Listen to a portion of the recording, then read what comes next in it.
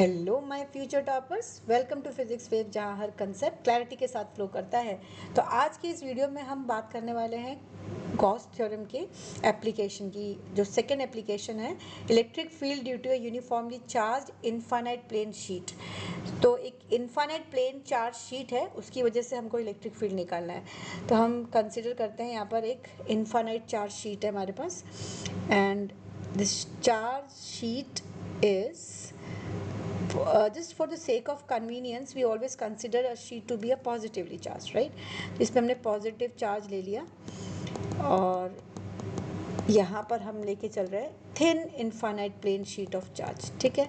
और इसका जो सरफेस चार्ज डेंसिटी है, हम वो सिग्मा, वो सब लिखते हैं अभी। तो सिग्मा हमारे पास क्या हो गया, इसकी सरफेस चार्ज डेंसिटी।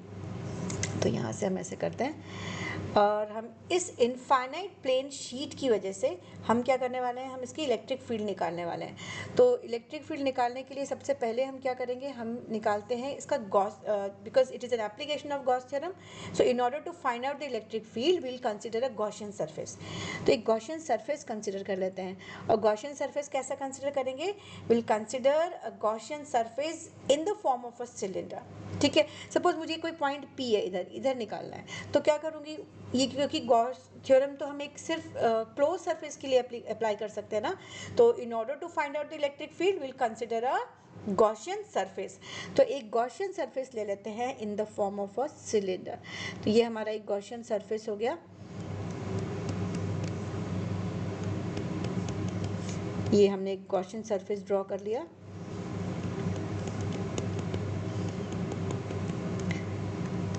हाँ, अब यहाँ पर हम क्या कर रहे हैं, ये मेरे पास एक पॉइंट P है जहाँ पर मुझे इसका इलेक्ट्रिक फील्ड निकालना है।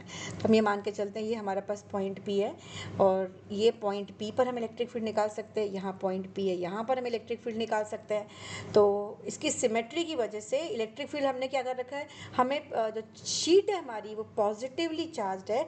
तो हमें ये मालूम है इलेक्ट्रिक फील्ड कैसी होगी, it will be radially outward, it will be radially outward, है ना। तो outward normal to the sheet. तो this is the direction of electric field, यहाँ पर हो गया। ये डायरेक्शन हो गई इलेक्ट्रिक फील्ड की, ठीक है। और यहाँ से अगर हम देखते हैं तो ये एन कैप जो होगा हमारे पास, आउटवर्ड ड्रॉन नॉर्मल, वो भी हमारा ऐसे जाएगा। ये एन कैप हो गया।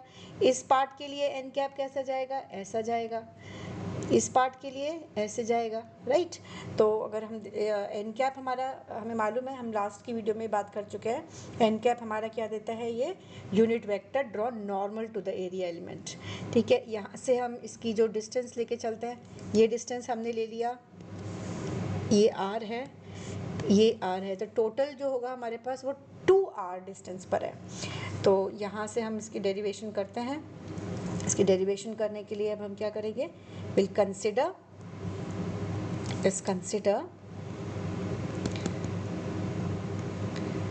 a thin infinite plane sheet of charge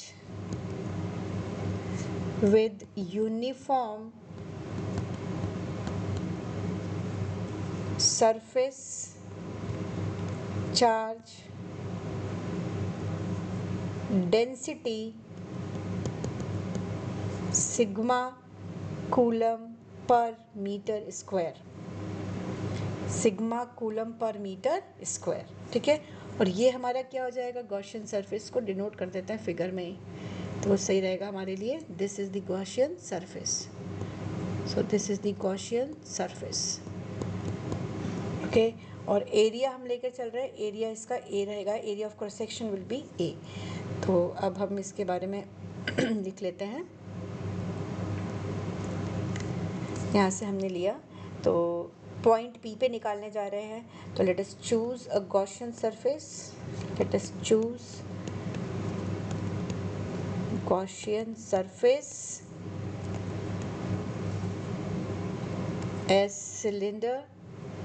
ये हमें पता है ना, बोर्ड में हमेशा ये एप्लीकेशन तो रहती है इसकी, तो ये अच्छे से लिखना है इसको। Cylinder of cross section area, cross section area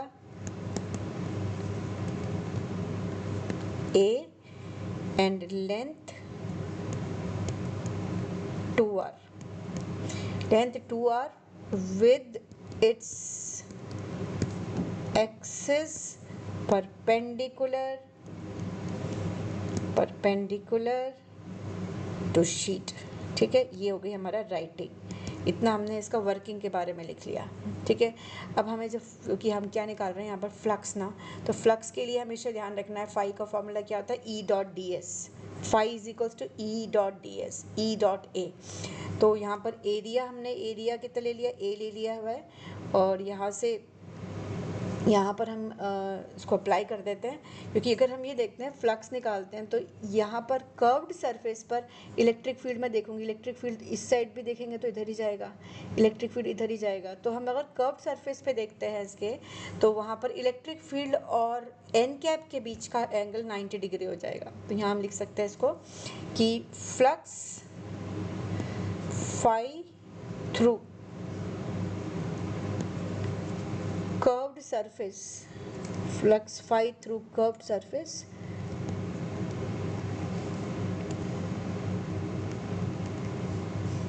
is 0. Right, कितना हो गया, 0 हो गया. तो क्यों, क्योंकि थीटा हमारा 90 डिग्री है. अगर हम निकालते हैं flux through the edges of the cylinder and faces of the cylinder, तो यहाँ से निकालते हैं flux through end faces of the cylinder.